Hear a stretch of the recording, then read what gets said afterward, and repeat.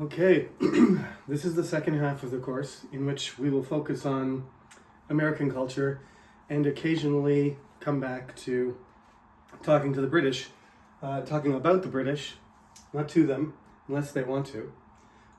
We'll be talking about what happens to make the situation, to create the conditions of the American Revolutionary War. It's very complicated, and I'm not going to try to explain everything, but let's just try and focus on the big picture.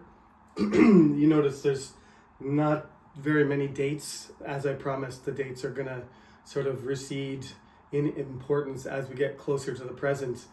And, it's within living memory that some things happen. This is still, we're kind of rewinding back to where we left off at the formation of the UK in the Act of Union in 1707. This chapter is a little bit too short, so this stuff will not be found in the textbook for the most part, except for this slogan here. But before we talk about the Revolutionary War itself, I'll just mention that this information should fit around page 139. 138, 139, that's where it would be, will be, if there's another version of this textbook, that's where that information will go. I listened to an American history professor by the name of Alan Gelzo, and he outlined these 5 American ideals. So, with respect to American identity, I think it's one of the most complicated. Not that every country isn't complicated and every nation doesn't have, contradictions in it. But one of the main things that I put on the board last week was Americans are kind of okay with things being contradictory. Like, they don't seem like they make sense, but they put them together anyway.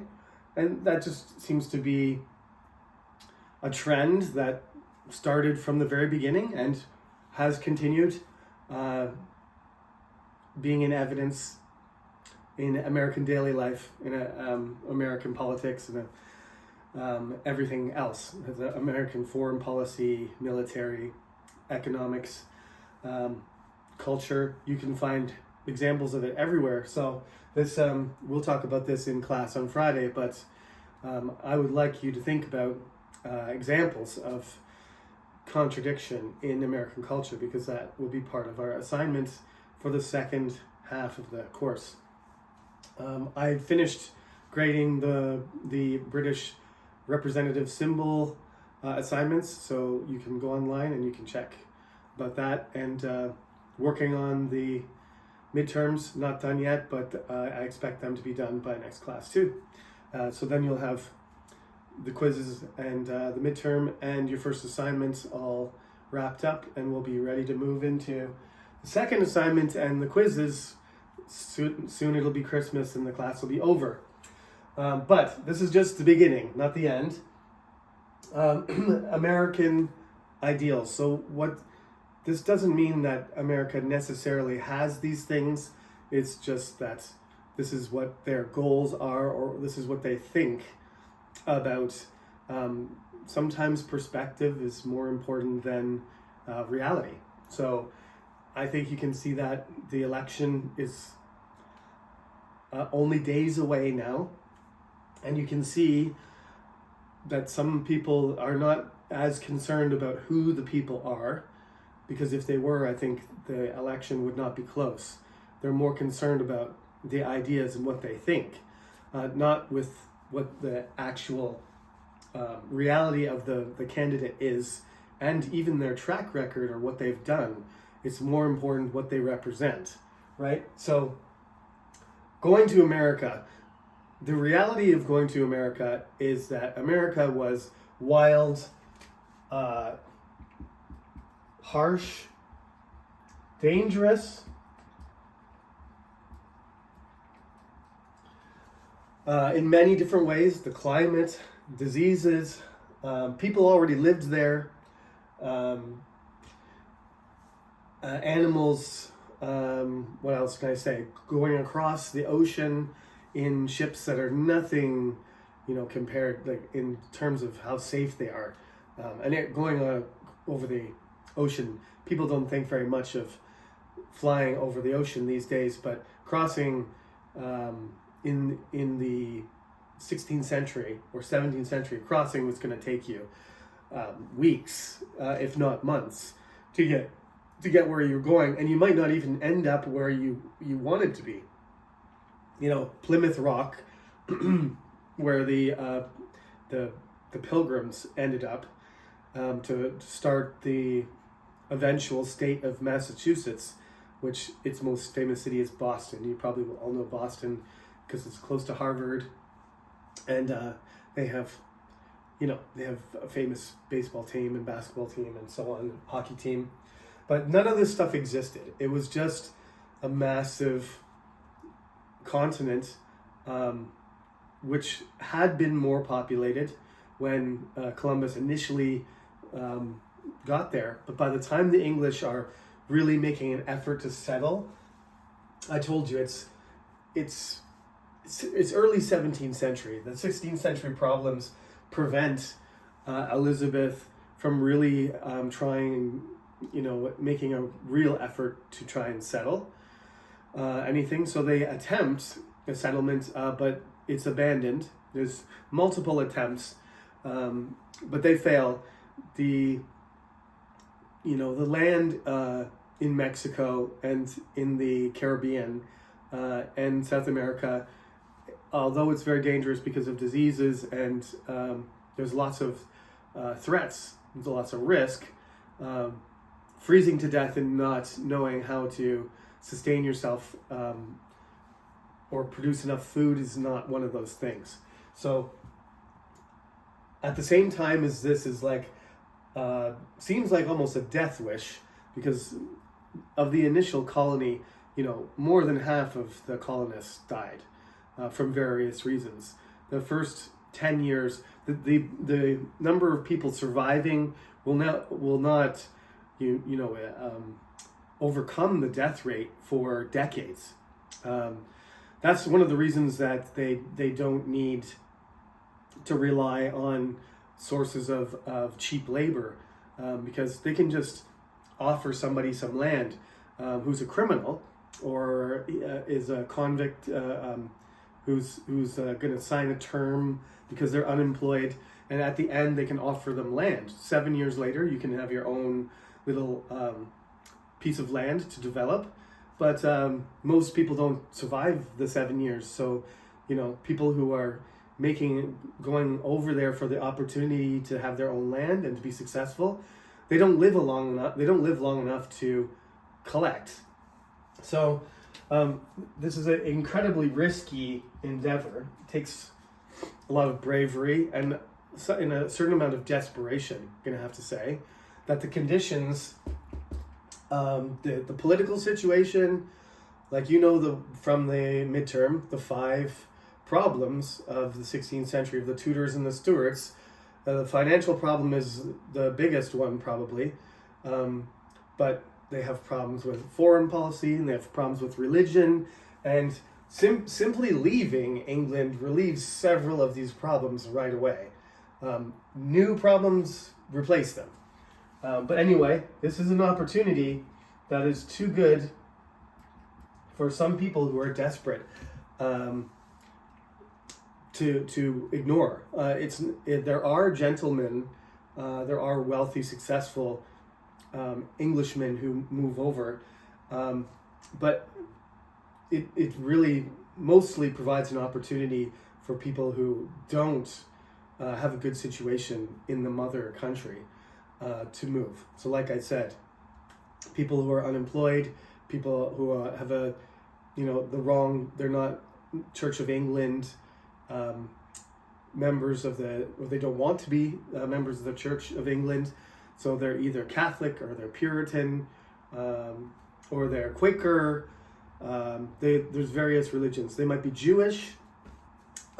Jewish people were accepted back into England by Cromwell's government, and they had been banned from England for hundreds of years, going back to I'm going to say it's one of the Edward to the beginning of the 100 Years' War. Edward III perhaps was the one who banished them, but after hundreds of years, they welcomed them back for various reasons, but primarily because of their ability to manage finances.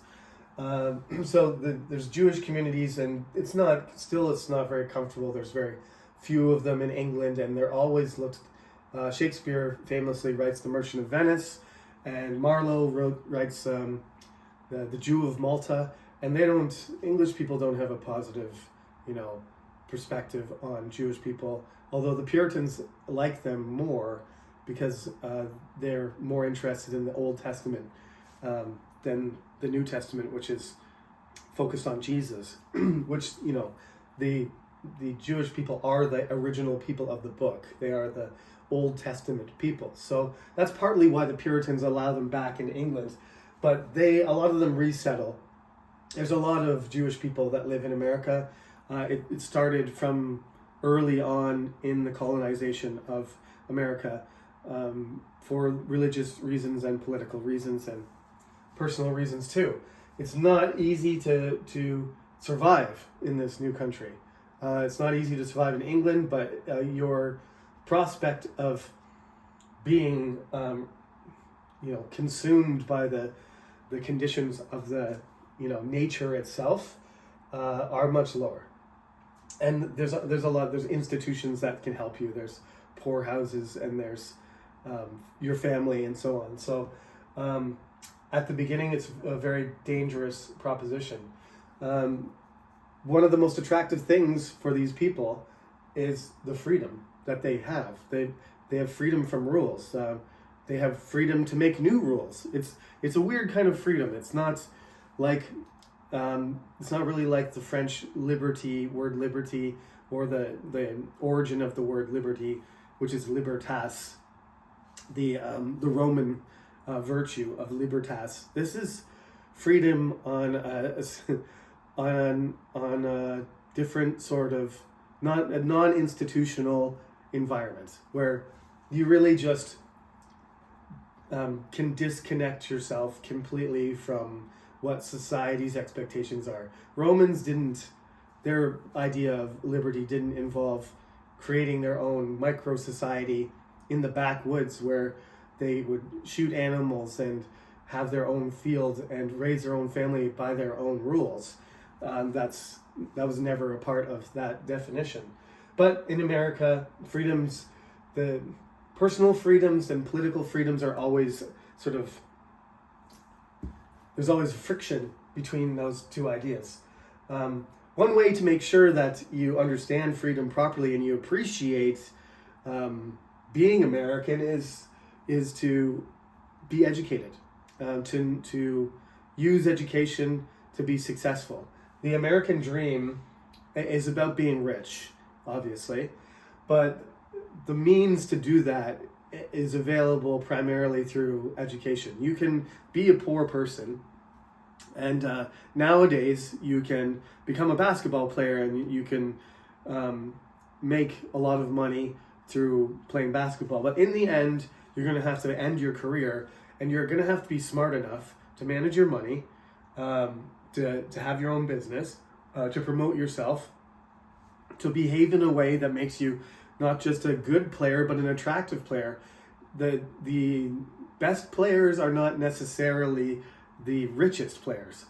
The case of Michael Jordan, that is the case with Michael Jordan, the best player and the richest player that ever played basketball. But that's because, he made everybody else rich too. His wealth isn't just his own personal wealth, but all basketball players got paid more because Michael Jordan, pushed Nike and pushed the league to pay him more and more money because his popularity demanded it, and he demanded it too.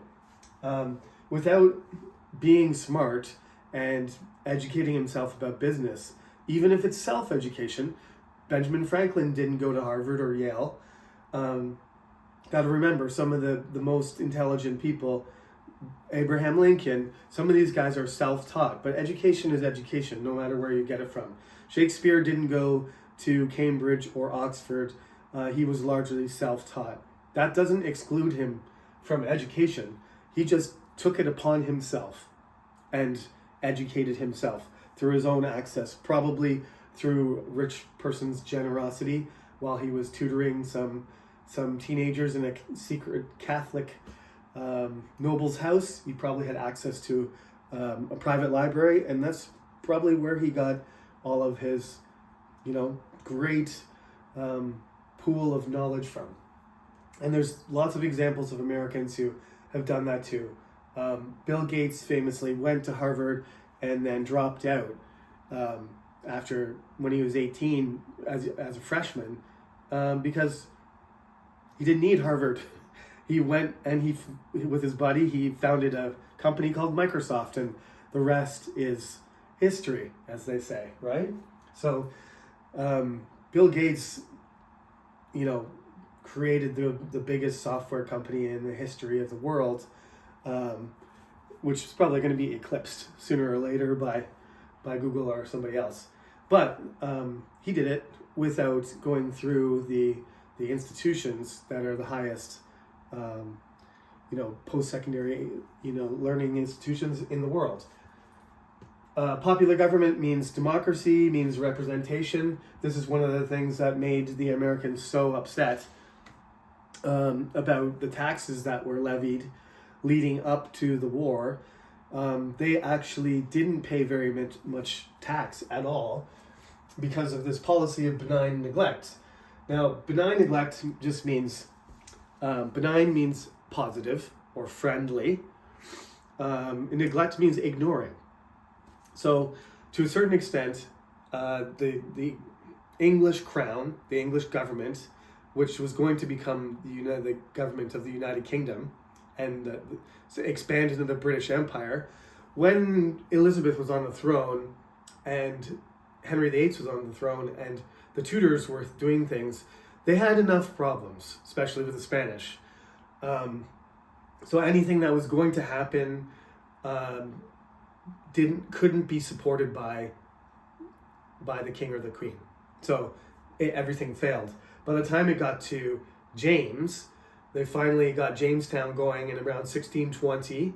That colony was the first permanent colony in North America by the English, and they started adding colonies and towns over the next century. But Charles I got his head cut off. Oliver Cromwell was fighting a lot of people in his own country in the Civil War, and then he was fighting the Dutch. Charles II had his own money problems. He was sometimes on the French side, sometimes on the Dutch side. James II immediately lost his throne to William. William spent his whole life fighting against France. Queen Anne finally unified Scotland and England, and then she died. That's the point where the 7 Years' War happens, and you've got, after Anne dies, you've got George I, George II, George III, these guys who are from Germany. George I can't even speak English, so they're really on their own. The colonies are on their own, and they do things their own way. So I'm going to add about the 13 colonies. I should call this part 1. Because we're really talking more about American ideals here, not about the 13 colonies. This is a better title. So I might even just write American ideals instead and focus on the 13 colonies in the second video, because I don't want this to get too long. But basically, under these circumstances, different religious circumstances, different social circumstances, 13 colonies get established, and the northernmost one, Pennsylvania and New York, are at the north end of this Eastern American empire that starts to get bigger and bigger, and add more and more variety of people. There's native people. New Amsterdam was a trading hub, and once it gets taken over, it continues to have that same kind of cosmopolitan, Dutch culture, where you go down the street and you can hear somebody speaking Cherokee, you can hear somebody speaking an Iroquois language, an Algonquin language. Cherokee's more like down in Georgia, but traders would come from all over the American colonies, and from Spain and Portugal and the Netherlands. So people would be. The story is that you could hear 20 different languages, half of them European: Spanish, Portuguese, French, English, German, Swedish, right? And the other half Native American languages. And there was all kinds of people mixing and trading. And New York would continue to have that character. I would say it still does have a real cosmopolitan flavor. There's lots of people from different countries, and there's different neighborhoods that have sort of held on a little bit to their original sort of identity, pre-immigrant identity. So they all sort of carve out their own territories and establish colonies that are recognized by the English crown sooner or later. They have their own kind of. They have a governor, but the governor basically doesn't have a lot of money, or he doesn't have a lot of revenue, doesn't have a lot of resources, so he just makes sure that everything is stable. That's it. That's what benign neglect is. Just a British oversight, but very, very light touch. So there's some taxes for some things being imported and exported, but it's very little tax, much less than what the English and the Scottish are paying, and just one of the lowest, most lightly taxed people in the world. So when you get to this, anger and frustration about the taxes that they keep trying to enforce, applying to the colonies, they eventually, when they win the war, they're going to realize that that those taxes were very reasonable, and they get taxed way more by their new government, which has no money, taxes them way more so that they have some money, because they don't. So they would have been better off tax-wise if they just stayed part of the British Empire. But it's not really about that. It's about the representation. It's about the democratic nature. They want to be treated like British citizens, not like second-class, British imperial subjects that are from over there, and the policies of the British Empire are going to consider them last. They want to, if they stay in the British Empire, they want to send representatives from America to sit in Parliament in London, in Westminster, along with the people from the home counties and the West Midlands and the York and Yorkshire and Manchester and Liverpool and everything else. But the British they don't even entertain that for a second, really. Nobody seems to recognize that this sort of thing is a necessity. They seem to get it pretty easily with Scotland. They gave Scotland seats in the Parliament. I don't see why they wouldn't have done the same 70 years later. Almost exactly 70 years later, they could have done the same thing with the American colonies. But the way that the war went, I think the British thought that they were just going to win. The first 2 years, it looked like it was going to be over quick, but it wasn't, and we'll talk about why that was. But they were a little bit overconfident, and I guess they were too conservative to see inevitably that America would become just like all the other countries, like Canada and Australia, that peaceably separated from the United Kingdom, that they were going to become too much for London to handle, and it was a sort of unnatural relationship anyway, just as unnatural as it was for South Africa or for India and Bangladesh and Pakistan and other countries that were under British rule. So these are the things that American people hung on to from before the country even existed, and they still think of themselves this way now. Making a democracy, making a republic this big, the American, everybody knows that America represents freedom, America represents democracy, republicanism. Part of that is because they were the first big modern country to do this experiment. They didn't know if it was going to work, and the Civil War will show that it almost didn't. And it's constantly under pressure right now. There's huge pressure in this election because there's a lot of anti-democratic values that are being spoken and used to persuade people, and this is against what one of the main ideals of America is. So people get concerned when you ignore any of these things. So it is an experiment. This is also has to do with the fact that they're, they invent things and they do new things. They've gotten credit for a lot of the technology that we use all the time today, with good reason, because they were the ones that discovered them.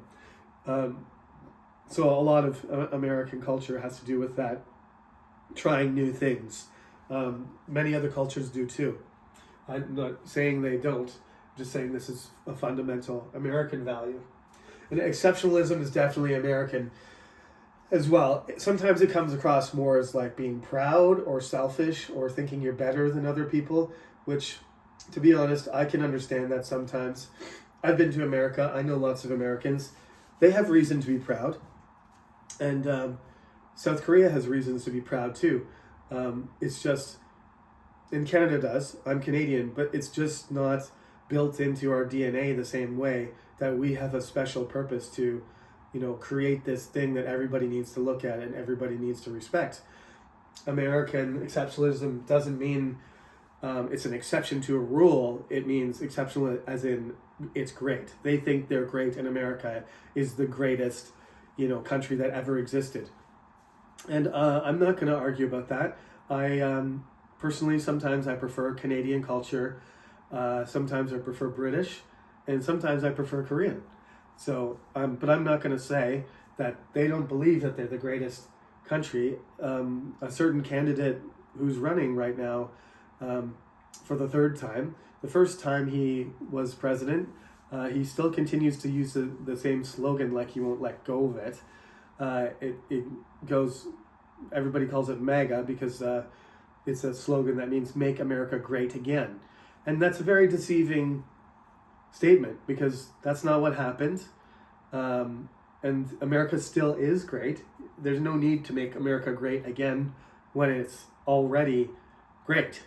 It's a very, I think, deceptive slogan.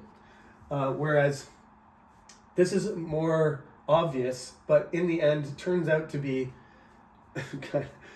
kind of ironic that the net results tax-wise for the Americans is that they get their freedom and everything else, and they also get a huge hike in taxes. They end up paying 10 times more taxes than they ever paid to the British Empire. But they got their freedom, and that's what they wanted. They wanted freedom and popular government, and those are the foundations of American identity right there.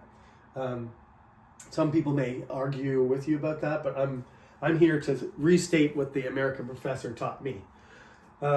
We know about these problems. There are 5 of them. These contribute directly to the benign neglect. I've mentioned diversity already. The colonies are different from each other, and there's a lot of different people and different languages and different religions. This contributes to the fact that the British think there's no way that these colonies are going to make a good army together. They're not going to support each other. They're not going to unify. Even if we fight them, we're just going to fight New York separately from South Carolina and Virginia. They're not going to make a country together. It's impossible. So they were wrong, but it really looked like they were not going to get along. They didn't have a history of getting along with each other, and they're by nature, by the geography and the ethnicity and the political makeup and the ethnic and linguistic makeup of their populations didn't look like they were going to work well together until they had, a common enemy in the British Empire. The rights of man really are a French Revolution idea. A lot of the Americans were heavily influenced by the French philosophers who were in the end responsible for, the movement that exploded into the French Revolution. I guess probably the most famous French revolutionary to Americans is Lafayette, because he fought in he came over with French soldiers and he fought under George Washington.